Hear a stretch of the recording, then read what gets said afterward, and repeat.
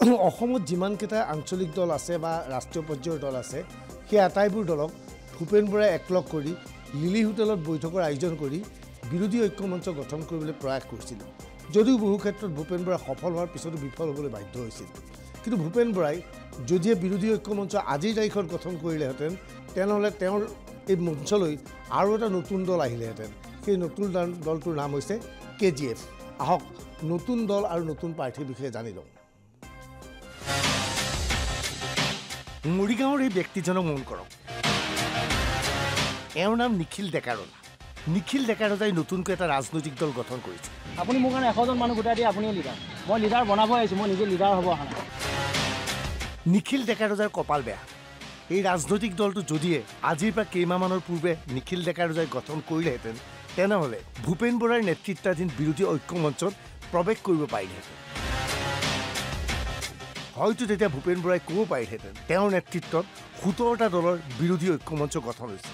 কিন্তু নাই, নিখিল ডেকাৰজাই নতুনকৈ ৰাজনৈতিক দলটো গঠন কৰিছে। এই দলটো কংগ্ৰেছৰ মিত্ৰ দলত এতিয়াও প্ৰৱেশ কৰা নাই। মৰিগাঁৱত গঠন হৈছে এটা নতুন দল।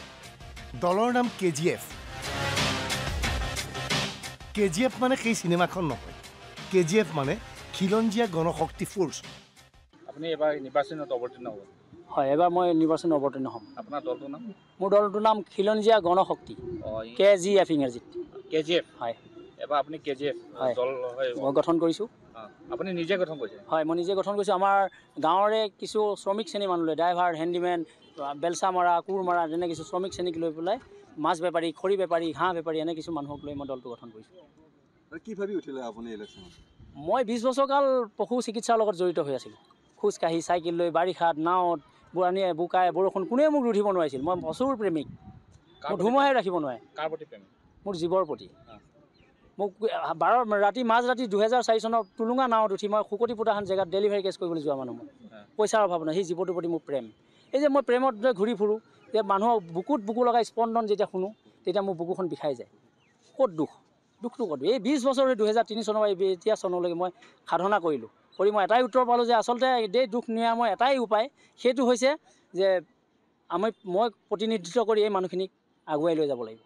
আৰু এই মানুহখিনিক সেই সুবিধাবাদী পুঁজিবাদী নেতাৰ হাতত যদি এৰি দিয়া যায় তেন্তে এই মানুহখিনিৰ জীৱন যাপন, গোটেই জীৱন ভৱিষ্যত ধ্বংস হৈ যাব। প্ৰদ্যুৎ বৰদলৈক চেলেঞ্জ KGF প্ৰাৰ্থী। মুকলি বিতৰ্কৰ বাবে প্ৰদ্যুৎ বৰদলৈক আমন্ত্ৰণ। সেইটো হ'ল মানসিকতাৰ পৰিচয়। তেওঁলোকে যদি মোৰ সন্মুখত এদিন আপোনালোকৰ জৰিয়তে যদি বহুৱাই দিব পাৰে, মোৰ কিছু প্ৰশ্ন আছে, সেই প্ৰশ্নবোৰ যদি উত্তৰ দিব পাৰে তেতিয়া মই জানিম তেওঁলোক মোক হৰুৱাই দিব।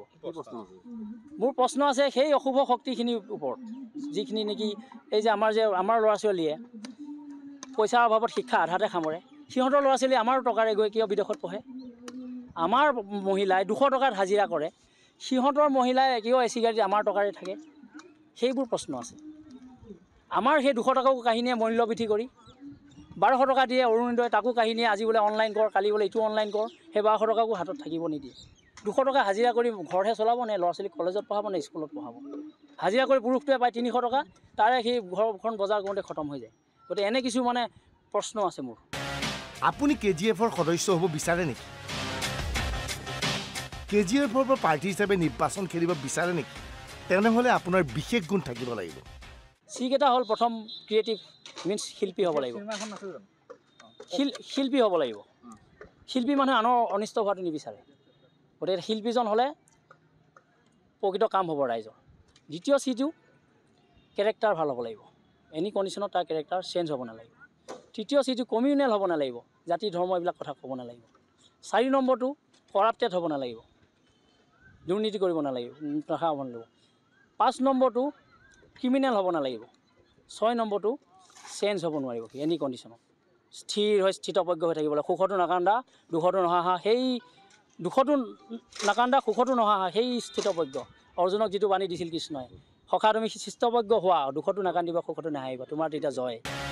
এইবাৰ হাইলাকান্দিৰ এই যুৱকজনক মন কৰক। এখন দোকানৰ স্বত্বাধিকাৰী তেওঁ। তেওঁক সকলোৱে চিনি পায়, ৰাষ্ট্ৰপতি ৰাজু বুলি। আচলতে ৰাষ্ট্ৰপতি নিৰ্বাচনতো ৰাজুত আছে প্ৰতিদ্বন্দ্বিতা কৰিব ওলাইছে। সেয়েহে সকলোৱে অঞ্চলটোত ৰাজুক ৰাষ্ট্ৰপতি ৰাজু বুলিয়েই চিনি পায়। ৰাজু দাসে এইবাৰ নিৰ্বাচন খেলিব ওলাইছে। ৰাজু দাসে কোনো ৰাজনৈতিক দলৰ প্ৰাৰ্থী হিচাপে প্ৰতিদ্বন্দ্বিতা কৰিব বিচৰা নাই।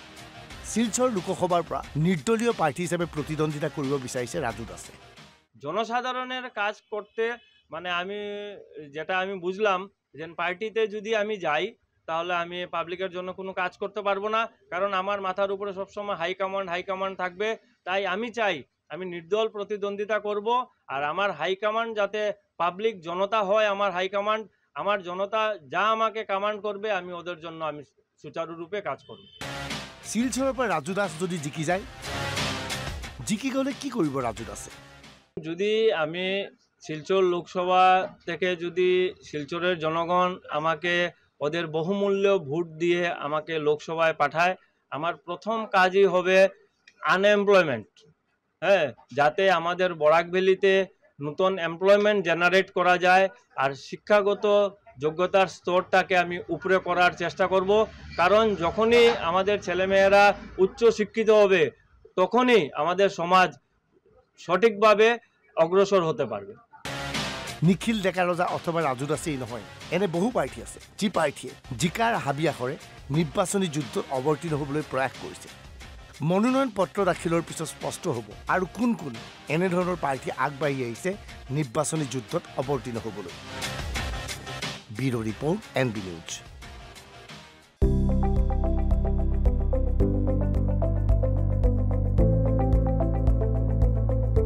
NB নিউজ, সহজ সৰল ভাষাত নৱভাৰতৰ কথা।